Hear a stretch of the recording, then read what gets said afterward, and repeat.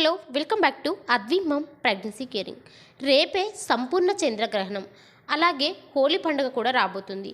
ఈ రెండు ఒకే రోజున రాబోతున్నాయి కాబట్టి ఈ యొక్క గ్రహణానికి చాలా విశిష్టత అయితే ఉందన్నమాట. మరి ఇది మన భారత్లో కనిపిస్తుందా, ఎక్కడ కనబడుతుంది, కనిపిస్తే దాని యొక్క టైమింగ్స్ ఏంటి, గర్భవతులు నియమాలు పాటించాలా, ఇదంతా కూడా ఈ వీడియోలో క్లియర్గా తెలుసుకుందాం.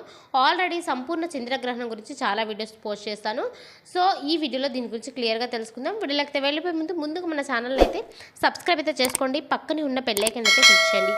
నేను పెట్టే ప్రతి వీడియో కూడా మీకు ముందుగా నోటిఫికేషన్ రూపంలో రావడం అయితే జరుగుతుంది. ఏదైనా సందేహాలు ఉంటే కింద కామెంట్ చేయండి, తప్పకుండా రిప్లై ఇస్తాను. ఈ సంపూర్ణ చంద్రగ్రహణం గురించి నేను చాలా వీడియోస్ పోస్ట్ చేశాను.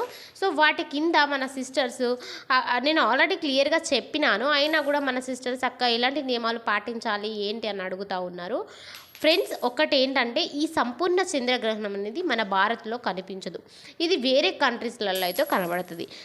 ఆ వేరే కంట్రీస్లలో యొక్క కనిపించేటప్పుడు టైమింగ్స్ ఏంటి అంటే 9:29 అంటే ఉదయం 9:29 నుంచి ప్రారంభమయ్యి మధ్యాహ్నము 3:39 వరకు ఈ యొక్క చంద్రగ్రహణం అయితే ఉంటుంది.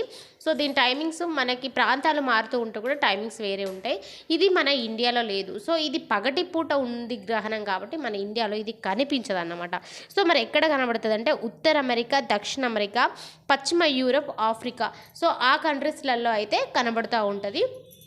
మన సిస్టర్స్ కొంతమంది ఆ ఏరియాస్కో ఉన్న వాళ్ళు కూడా అడుగుతూ ఉన్నారు, అక్క మా దగ్గర గ్రహణం ఉంది కదా, నియమాలు ఏమైనా పాటించాలా అనేసి.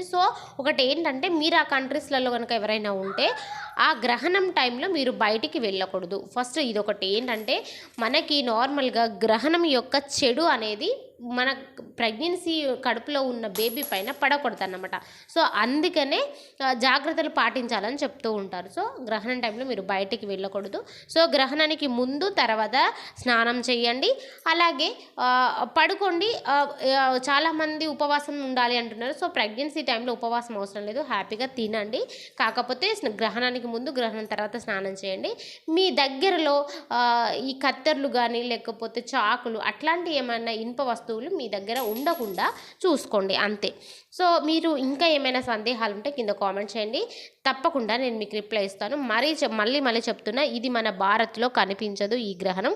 ఇండియాలో ఉన్న వాళ్ళు ఎలాంటి నియమాలు పాటించాల్సిన అవసరం లేదు. Thank you so much.